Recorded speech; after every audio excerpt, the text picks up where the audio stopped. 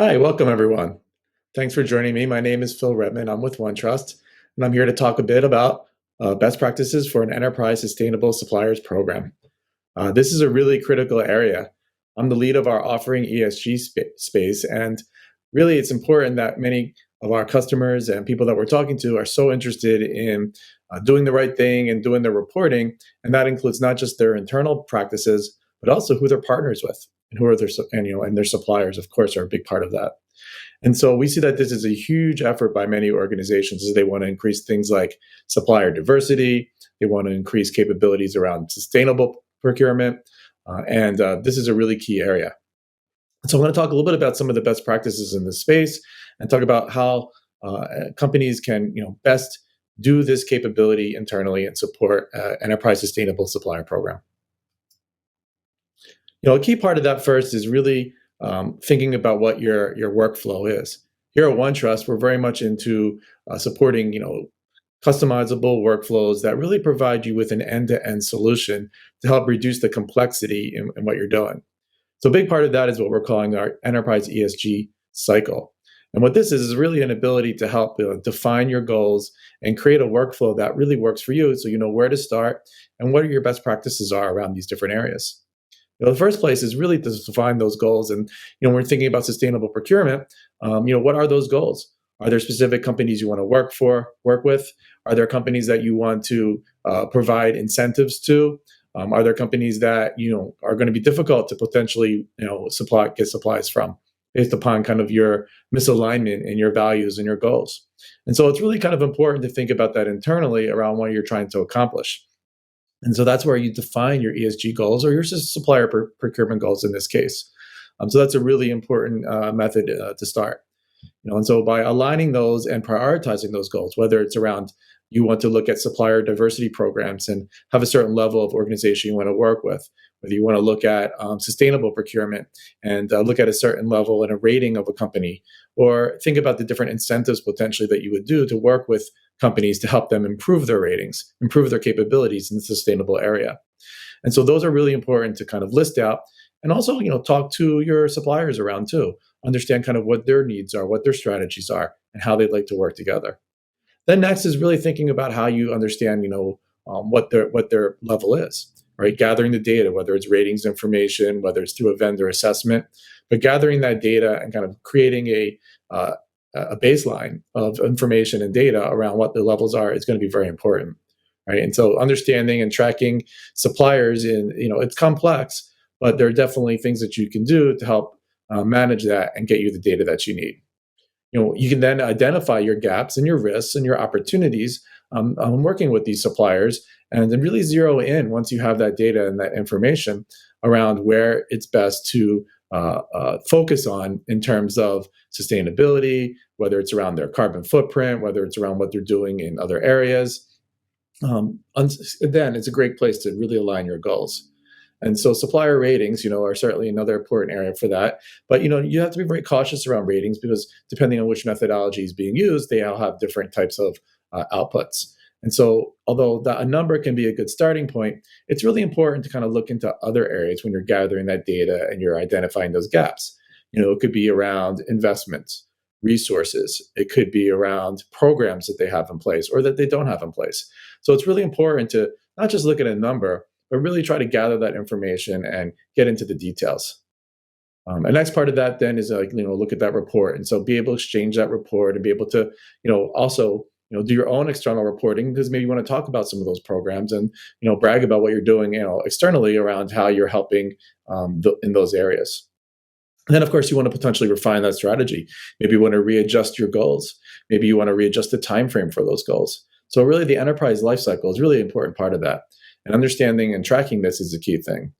You can influence your suppliers to align with you, but it's really important to understand kind of where they're at first and how you are aligned originally.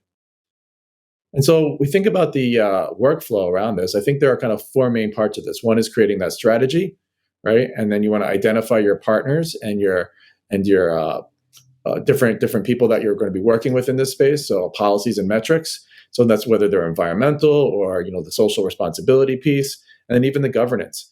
it's going to be difficult to think about every single metric that's out there. So pick the top 10 or the top 20 that may be most important to you, that you want to measure and that you want to rely on. Right? Then gathering and assessing that data, whether it's through assessments, whether it's through a marketplace information, whether it's through external data sources, all those are key areas and part of that workflow. And then identifying those risks. So you may choose to go with a supplier even though they're not aligned with you. So what is the brand and reputation that you would look at? What are their business practices and their alignment? What are their ethics? Have they published a code of conduct? All these things are really important when you're thinking about the next steps and having that relationship with a supplier. Right? There are also other key areas to think about too, and things that you can look at when you're talking about suppliers. You can manage a third party through things like third party risk management, everything from onboarding to offboarding. So that's another thing. You want to identify those risks and use tools and capabilities to do that. So you can evaluate and onboard third parties. You can conduct vendor risk assessments, and so that's the ability of going in, asking specific questions. Now, everybody has this certain kind of questionnaire fatigue, and so there are definitely automated tools and AI tools that you can use to help automate some of that. And so that way you're not always filling in or requesting, the same information. You can make sure that it's updated automatically. You can do things like send up notifications to remind, updates. You can then look at monitors and dashboards to make sure, what percentage of your assessment is already being filled out. So, and then of course you can look at assessments over time. That's really important. So, identifying risk and streamlining this is key. Automating these assessments, as I mentioned, and being able to review those assessments are important, and then be able to track all those on kind of a dashboard and put out reports. All these are really key things in order to help kind of reduce the complexity of what you're doing on your vendor management, especially in the supplier sustainability area. There are, communities too that can be used, and so communities that can be used for seamless assessment sharing. And so this is a great way through like the network effect to see a large number of suppliers potentially that you work with. So for instance, the way that this works is you can order an exchange assessment and there may be already an assessment that's done, right? And then that could be shared with you through the community. And so, we have a large community of over 75,000 different assessments and vendor profiles, on our system. And there are other different companies that are doing similar things. And so this is a really great way to be able to reduce the amount of back and forth and reduce the amount of time it takes to get the assessments that you need. So we're at OneTrust have a centralized cloud-based platform that allows you to really take advantage of the different modules to build on top of the existing capabilities that you already have today. We've recently introduced our OneTrust ESG capability, which allows you to do things like third-party due diligence. It allows you to do ESG program management and sustainability reporting.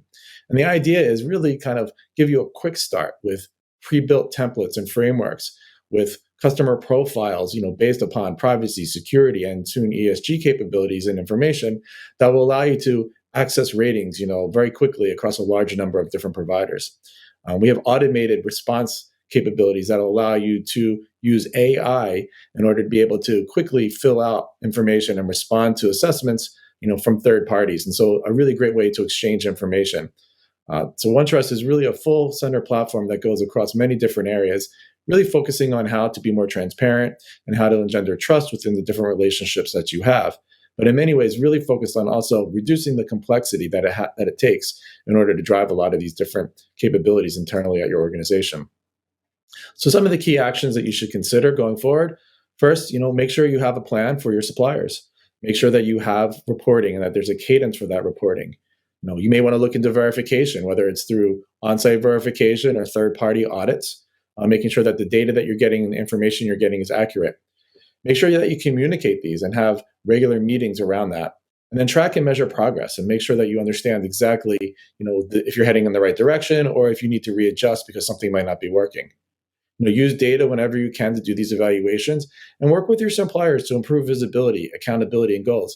It's not really all just about the risk, but it's a lot about what's the opportunity. How can you make changes and make improvements to what they're doing in order to move the ball forward, so to speak, right? You can do this by aligning metrics and look at things like continuous improvement. Find those baby steps that make a difference, right? And definitely provide incentives for more sustainable and social type practices.